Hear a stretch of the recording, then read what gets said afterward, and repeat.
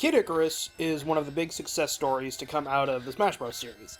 The series launched on the NES using the same engine as the original Metroid. A sequel released several years after that on the Game Boy didn't do too well. 17 years later, Pit, the protagonist of Kid Icarus, showed up as a playable character in Super Smash Bros. Brawl.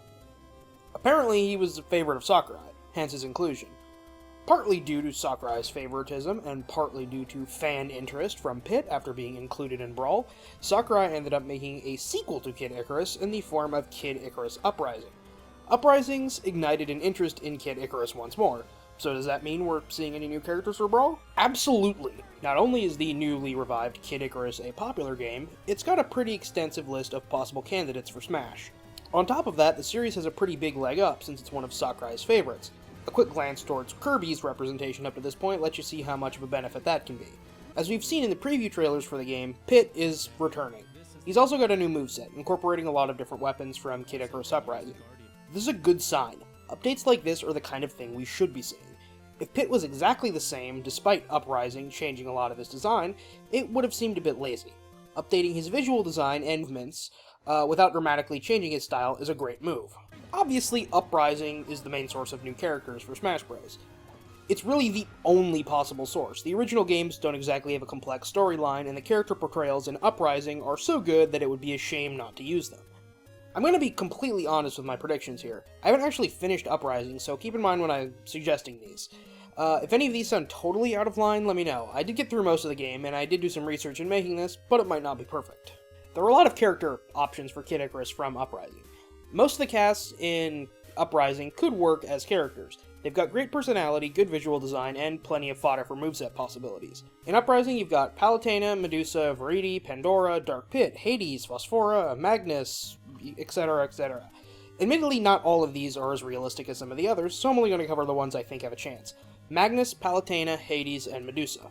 I think these characters stand more of a chance on the basis that they would get into the game before the others would due to plot-based importance and series significance. Of those candidates, I find Palutena the most likely. She hits all the high notes that a character should have. She's got great visual design, and aside from Pit, she's the only character to appear in every single game in the Kid Icarus series.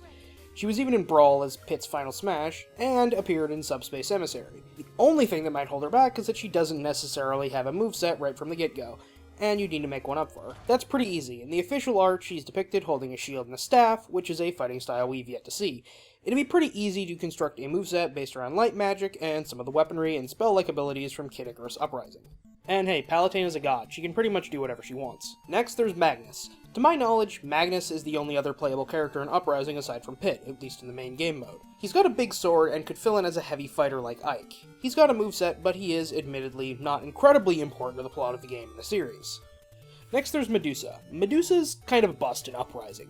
She shows up for the first arc of the game as the supposed final boss, only to be unceremoniously replaced by Hades soon afterwards. However, she does have history with the series itself, since she was the main boss in the first game of the series. She's played up as Pit's rival, but it's kind of debatable if that's really all that accurate at this point. Hades is the one who really ends up being the main villain in Uprising, and he's a great one. He's a big dumb troll that also happens to be god of the underworld, and he's the one running the show behind the scenes.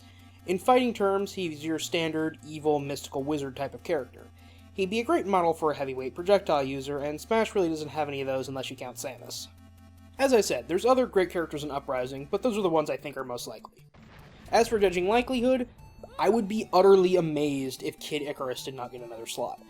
Uprising was the revival of the entire franchise, but more than that, it's also one of the 3DS's biggest games up to this point.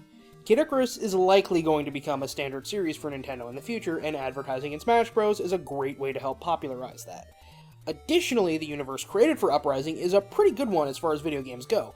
There's a lot of characters there, and a lot of characters are well liked by the fans. Unlike a lot of other Nintendo series, Uprising was pretty heavy on dialogue and plot. The characters have a lot more personality than some of the other series we've seen, which can help differentiate them. But perhaps the most important detail is that Sakurai directed both games. Kirby got a lot of favoritism when Brawl came out, and it's likely due to how familiar with the series Sakurai is, since he's the one who made it.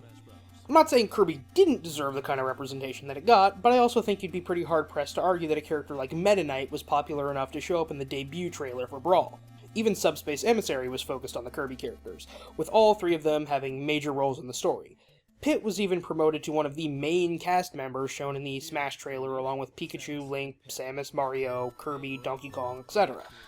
I'd go so far as to say that Kid Icarus getting another character slot is pretty much the easiest prediction I could make. If there's one single thing in this entire video series I'm confident of, this is it. Of the characters mentioned above, I do think Palutena is the best option.